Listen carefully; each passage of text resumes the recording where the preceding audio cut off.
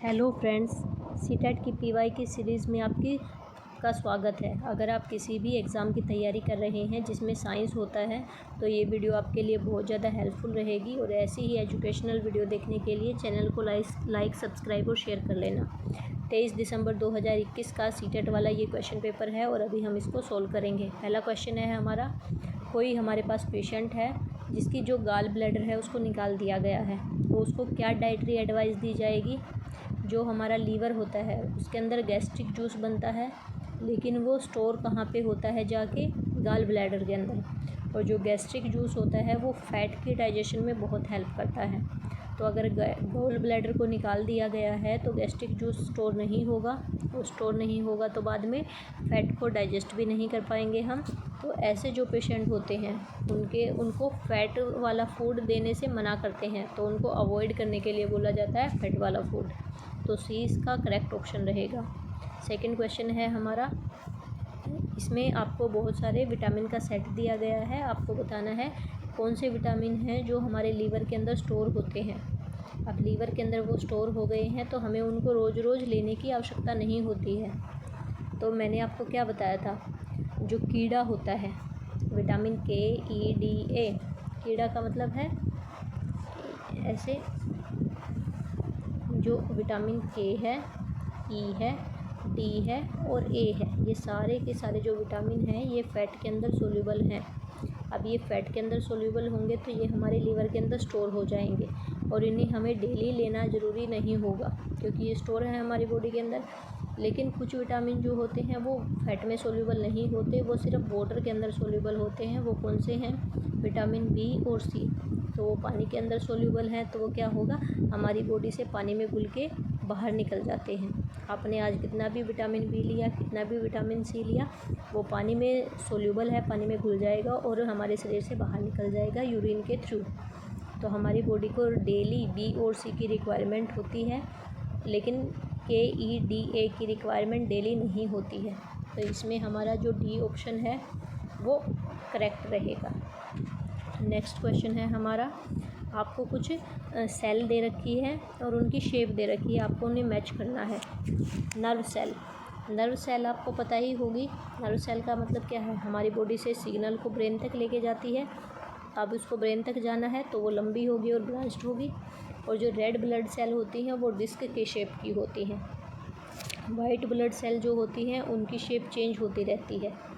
Muscles जो होती हैं वो फ्लैट होती हैं, और स्किन सेल जो होती है वो लंबी और पतली होती है। तो ये वाला ऑप्शन इसमें पहले का 5, मतलब ये पहले का 5 है सेकंड में, और फर्स्ट में भी है, लेकिन B का 2 है, तो सेकंड वाला ऑप्शन हमारा करेक्ट रहेगा। इसको हम टिक करेंगे। नेक्स्ट क्वेश्चन है हमारा, हमें असर्शन और रीज़न दिया गया है और हमें बताना है कि कौन सा सही है। जो हाइड्रोफाइट होते हैं, हाइड्रोफाइट का मतलब है कि जो पौधे पानी के अंदर हैं, उन पौधों के जो पत्ते होते हैं, पानी में जो पौधे उगे हुए होते हैं, उनके जो पत्ते होते हैं उनके ऊपर वैक्सी कोटिंग होती है, मतलब ऐसा लगता है जैसे वैक्स की परत हो। तो ये बात बिल्कुल सही है। तो इसमें जो हमारा असर्शन है वो सही रहेगा।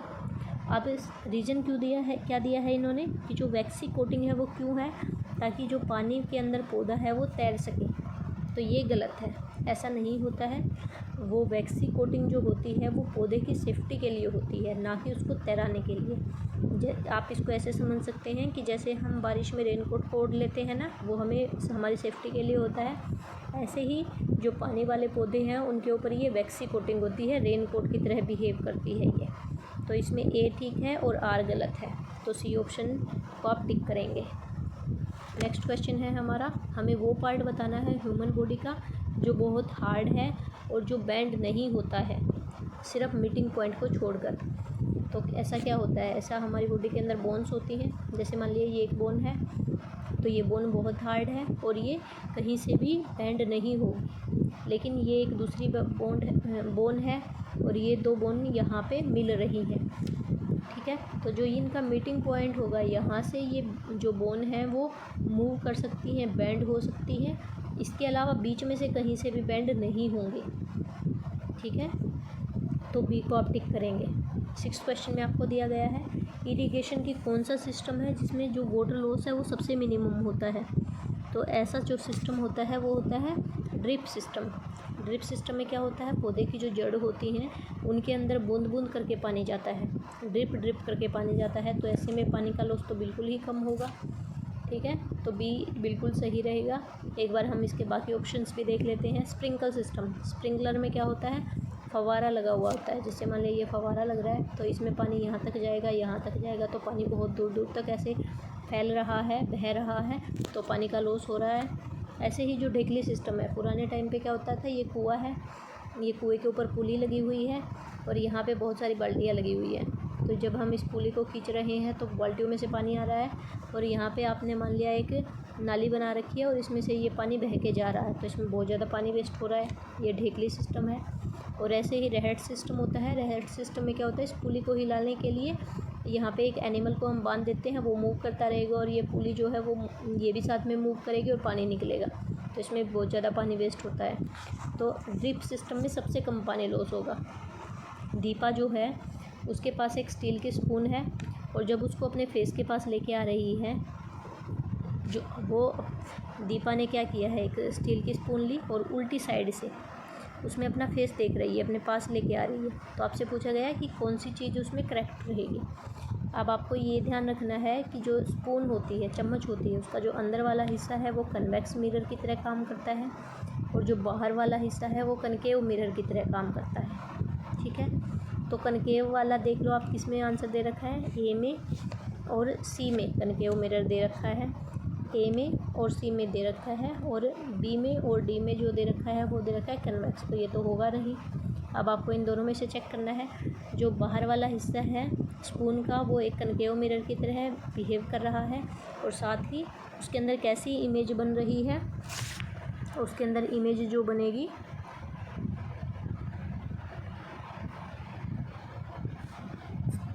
एक मिनट, इमेज बनेगी छोटी। एक मिनट रुको, इसमें देखते हैं क्या आएगा।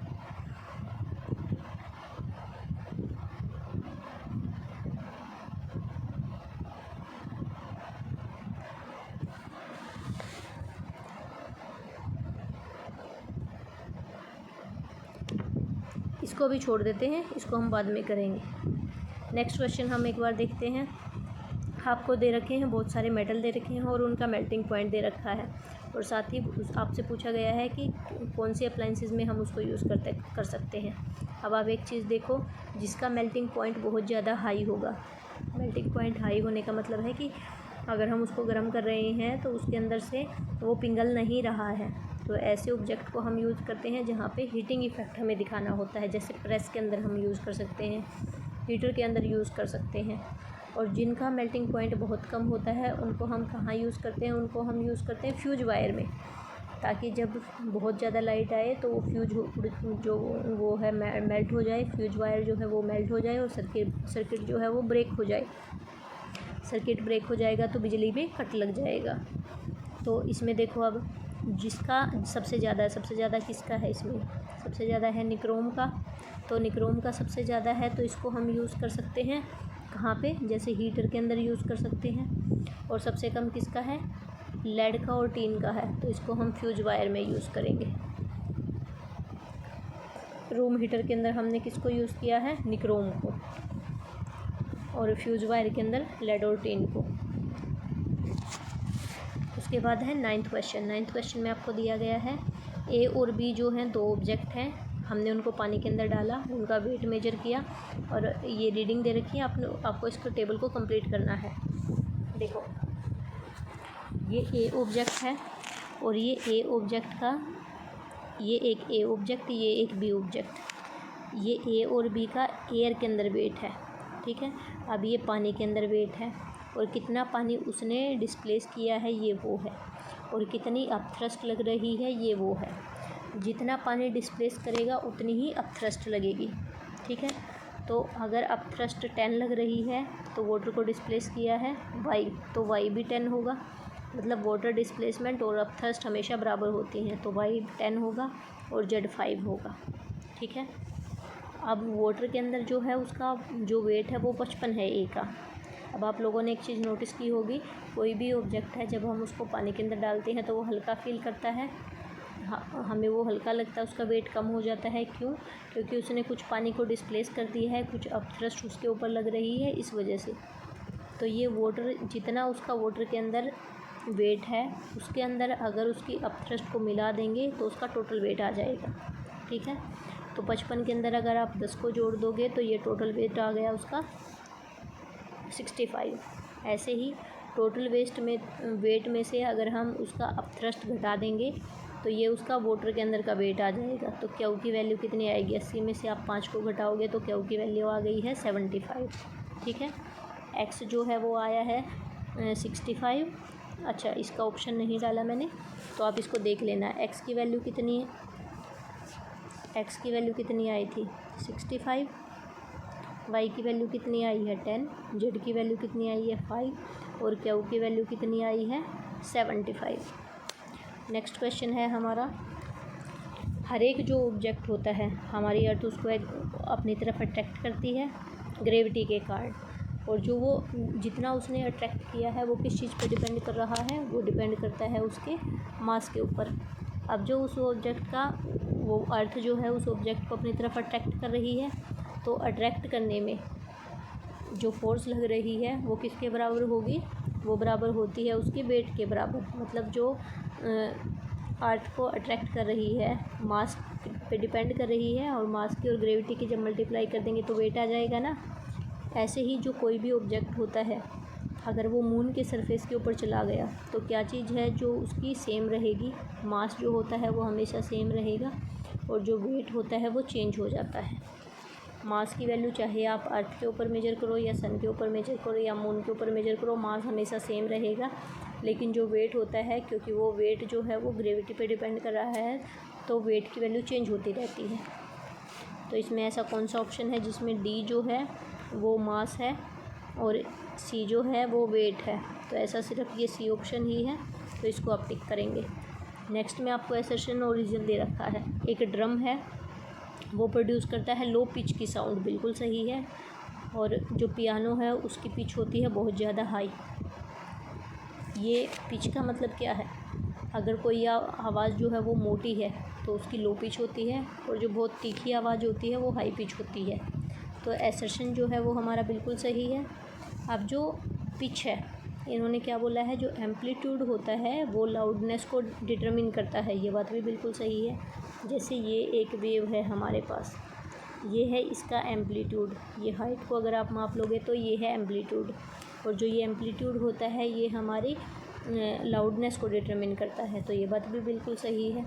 और पिच क्या होती है? जैसे एक साउंड तो ये थी, ये इसकी पिच थी, और दूसरी साउंड है, मान लिया इसके नीचे ही हम बना देते हैं, ये दूसरी एक साउंड है, ये इसकी पिच है। तो इसके अंदर आप देखो ये सेम डिस्टेंस है यहाँ से यहाँ तक, इसमें इसने कितना 3 जो ऑसिलेशन कंप्लीट किए, और इसने इतनी ही उसमें कितने ऑसिलेशन कंप्लीट कर दिए हैं? 6-7 कंप्लीट कर दिए हैं। तो इतनी ही समय में इसने इतने ऑसिलेशन कंप्लीट किए और इसने इतने। जो जितना ज़्यादा ऑसिलेशन कंप्लीट कर रहा है उसकी फ्रीक्वेंसी उतनी ही ज़्यादा है, उतनी ही तीखी आवाज़ है, और ऑसिलेशन कम है इसका मतलब फ्रीक्वेंसी कम है, और वो तीखी नहीं है, वो भारी आवाज़ है। तो इसमें है जो है हमने क्या देखा? ए भी सही है और आर भी सही है।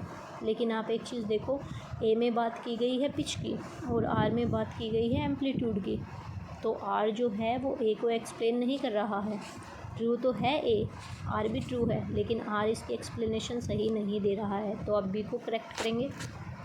नेक्स्ट है, ये कुछ फिनोमिना दे रखे हैं, इनमें से आपको बताना है कि कौन सा फिनोमिना है जो ग्रेविटेशनल फोर्स को एक्सप्लेन नहीं करता है। जो सन के अराउंड कोई भी जो प्लेनेट है वो मूव कर रहा है ग्रेविटेशनल फोर्स के कारण, ये बात बिल्कुल सही है। ग्रेविटेशनल फोर्स के कारण ही टाइड्स आते हैं, ज्वार भाटा आता है, ये बात भी बिल्कुल सही है। कोई भी जो ऑब्जेक्ट है उसका जो वेट होता है ग्रेविटेशनल फोर्स के कारण होता है, बिल्कुल सही, क्योंकि जो वेट होता है वो कैसे निकलता है? mg से निकलता है, तो ग्रेविटेशनल फोर्स यहाँ यूज हो रही है। लेकिन जो फोर्थ है उसमें बोला गया है जो इक्लिप्स बनते हैं, जो ग्रहण बनता है, तो क्या वो भी इसके कारण बनता है? ग्रेविटेशनल फोर्स के कारण? ये गलत है। क्यों? क्योंकि इक्लिप्स बनता है पोजीशन के कारण। बीच में ये सन था, इसके चारों तरफ अर्थ मूव कर रही है, साथ में हमारा यहाँ पे मून है वो भी मूव कर रहा है। तो एक टाइम ऐसा आएगा कि ये तीनों एक लाइन में आ जाएंगे और कोई एक किसी दूसरे की छाया को ढक लेगा और जिसके कारण ग्रहण बनेगा। तो ग्रहण बन रहा है पोजीशन के कारण, ना कि ग्रेविटेशनल फोर्स के कारण। तो आप डी को टिक करेंगे। नेक्स्ट क्वेश्चन है हमारा, हमने 4 बॉल ली और सेम फोर्स से लेकिन अलग अलग सरफेस के ऊपर हमने उसको फेंक दिया। तो आपको ये बताना है कि कौन से सरफेस पे वो ज़्यादा मूव करेगी। तो ये एक चीज़ आपने नोटिस की होगी, अगर आप किसी बॉल को किसी सरफेस पे फेंक रहे हो, अगर वो सरफेस चिकना है तो बॉल ज़्यादा दूर तक जाएगी, लेकिन अगर वो सरफेस खुरदरा है, वहाँ पे बहुत ज़्यादा फ्रिक्शन है, तो वो कम मूव करेगी। तो हमें बताना है कि सबसे ज़्यादा डिस्टेंस किस में कवर की। सबसे ज़्यादा का मतलब है जो स्मूथ होगा उस पर ज़्यादा मूव करेगा ना, तो आपको स्मूथ सरफेस ढूंढना है। अब जो वुडन टाई होती हैं वो तो लकड़ी की टाई है, सरफेस उसके ऊपर फ्रिक्शन है तो वहाँ पे कम मूव करेगा। सीमेंटेड रोड के ऊपर भी फ्रिक्शन होगा, वहाँ पे भी कम मूव करेगा। सी बीच के ऊपर रेत है बहुत सारा, वहाँ पे भी फ्रिक्शन होगा, वहाँ पे भी ये कम मूव करेगा। लेकिन जो स्केटिंग रिंग होती है, स्केटिंग वाली जो रिंग होती है वो तो बहुत ही स्मूथ होती है, वहाँ पे सबसे ज़्यादा मूव करेगा। तो आप ए को टिक करेंगे यहाँ से। नेक्स्ट क्वेश्चन है हमारा, एक आयरन का ब्लेड लिया और आपने उसको एक ब्लू, मान लिया ये एक ब्लू सॉल्यूशन है। ब्लू सॉल्यूशन का मतलब है इसके अंदर कॉपर सल्फेट है, ठीक है। अब आपने इसके अंदर लोहे का एक ब्लेड डाल दिया, मतलब आपने इसके अंदर आयरन डाल दिया। तो क्या होगा, अब जो आयरन है वो कॉपर से ज़्यादा रिएक्टिव है, तो वो कॉपर को डिस्प्लेस कर देगा और कॉपर की जगह खुद आ जाएगा। तो ये आयरन सल्फेट बन जाएगा और कॉपर बाहर निकल जाएगा, ठीक है। तो इन्होंने क्या बोला है, अब ये ब्लू कलर था इसका, तो ये चेंज होकर ग्रीन कलर बन जाएगा। और साथ ही जो ब्लेड था उसके ऊपर एक जगह पे ब्राउन कलर की जो डिपोजिशन हो जाएगी। तो ये जो ब्राउन कलर की डिपोजिशन है वो किसकी वजह से हो रही है, ये आपसे पूछा गया है। तो ये जो ब्राउन कलर की डिपोजिशन हो रही है, ये हो रही है कॉपर के कारण, क्योंकि आयरन सल्फेट बन गया और कॉपर बाहर निकल गया। तो ये ब्राउन कलर की डिपोजिशन हो रही है कॉपर के कारण। तो सी यहाँ पे ठीक है। जो नेपथलीन की बॉल होती हैं वो क्या काम करती हैं, वो कीड़े मकोड़ों को भगाने का काम करती है ना। तो आपसे पूछा गया है कि वो हमें मिलती कहाँ से हैं। तो जो नेपथलीन बॉल होती हैं वो हमें मिलती हैं कोलतार से। नेक्स्ट में आपको दिया गया है कोई एलिमेंट ए है, हमने उसको पानी के अंदर घोला, सॉल्यूशन बनाया और फिर हमने उसके अंदर क्या किया, जैसे मान लिया ये एक पानी था आपके पास, इसके अंदर आपने ए डाल दिया, ए को डाल दिया है पानी के अंदर, एक सॉल्यूशन बन गया। अब इस सॉल्यूशन के अंदर हमने क्या किया है, फिनोक्सिलिन को डाल दिया है। अब जो फिनोक्सिलिन होता है आपको पता ही है कि वो इंडिकेटर होता है, और जब वो बेस में जाता है तो उसका कलर पिंक हो जाता है और एसिड में जाता है तो वो कलरलेस ही रहता है। तो फिनोक्सिलिन डालने के बाद उसका कलर पिंक हो गया है। पिंक होने का मतलब है कि ये जो सॉल्यूशन बन रहा है ये बेस का सॉल्यूशन है। तो आपको बताना है कि ए क्या है इनमें से। तो ए जो होगा वो होगा सोडियम, क्योंकि सोडियम को अगर आप पानी के साथ डालोगे तो क्या बनेगा, NaOH, जो कि एक बेस है।